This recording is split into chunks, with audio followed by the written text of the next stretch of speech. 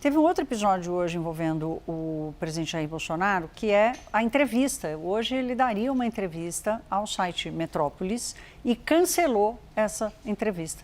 Eu vou conversar de novo com o Pedro Venceslau. Pedro, até no mercado financeiro essa coisa gerou preocupação, porque as pessoas começaram a falar assim, olha, mas será que ele não quer dar entrevista porque ele não quer assumir que Flávio Bolsonaro é a sua escolha?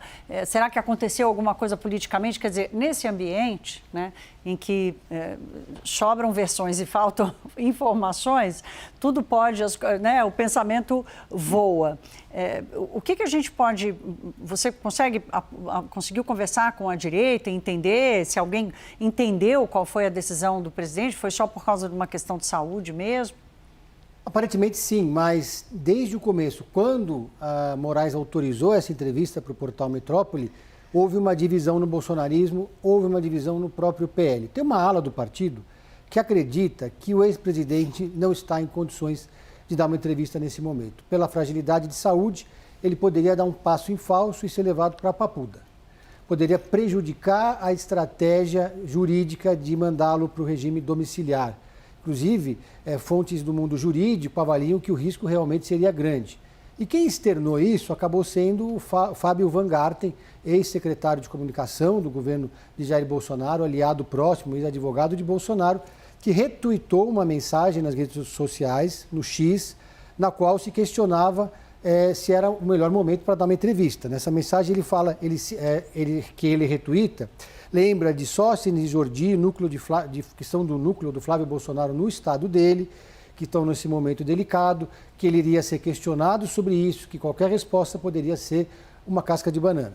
Por outro lado, tem uma outra ala que teme, que acredita que essa entrevista foi cancelada porque temiam que Jair Bolsonaro não desse uma declaração contundente, endossasse né, essa de forma escolha contundente dele, a escolha. Que a gente só ouviu da boca do Flávio, né? Exatamente. Nós não ouvimos o presidente falar. A Michelle esteve com Jair Bolsonaro, depois endossou também a candidatura, os filhos também fecharam com Flávio Bolsonaro, mas o fato é que a gente ainda não ouviu isso da boca do próprio Jair Bolsonaro. E esse era o momento.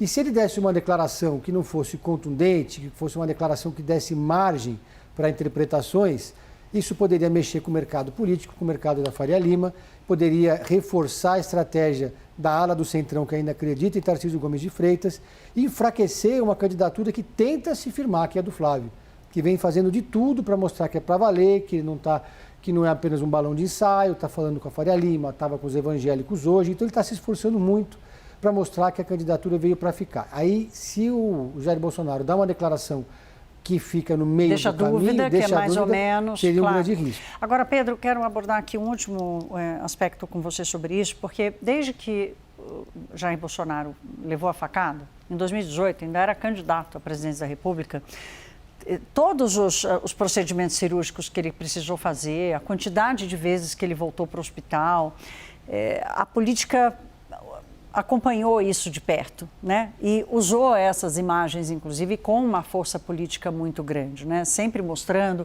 o presidente Bolsonaro em situações de hospital, aquela imagem muito forte da cicatriz da barriga dele, em todos os procedimentos, a imagem vamos dizer assim, do que seria uma fragilidade do presidente Bolsonaro, ela acabava parando na arena política. Dessa vez vai ser diferente.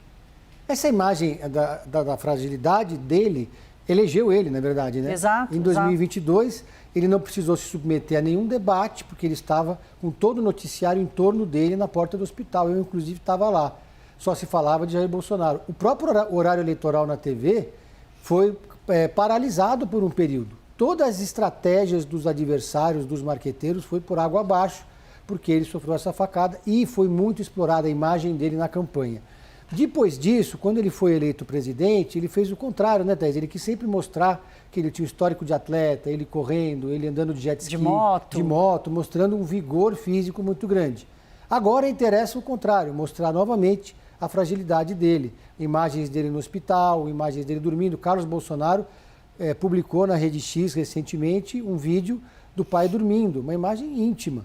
E ele soluça durante esse cochilo. É uma exposição que tem um motivo claro, sensibilizar Alexandre de Moraes, sensibilizar o Supremo Tribunal Federal de que ele precisa estar em casa. Então agora essa cirurgia que vai acontecer na data do Natal, ainda tem uma data emblemática, vai ser também um momento em que o bolsonarismo vai se mobilizar com orações, com pedidos de... Né, aí sim, fazer vigília, fazer né? vigília, exatamente, porque por mais que seja uma cirurgia que não é de uma cirurgia tão grave, né, que não há em tese um risco de vida. A princípio vai ser robótica, né? Ou seja, não vai ter abertura, não vai ter uma exposição muito grande a risco, né? Mas pela idade e pelo histórico de tantas cirurgias que ele já fez, causa uma apreensão. E essa apreensão vai ser, claro, embalada e explorada pelos bolsonaristas, né? Claro, gente, toda cirurgia, qualquer cirurgia já é de risco, né? Precisou sedar, anestesiar, ficar dentro de um hospital, isso já é uma gestão de risco. E como disse o Pedro, no caso do presidente Bolsonaro, esse risco é real, né?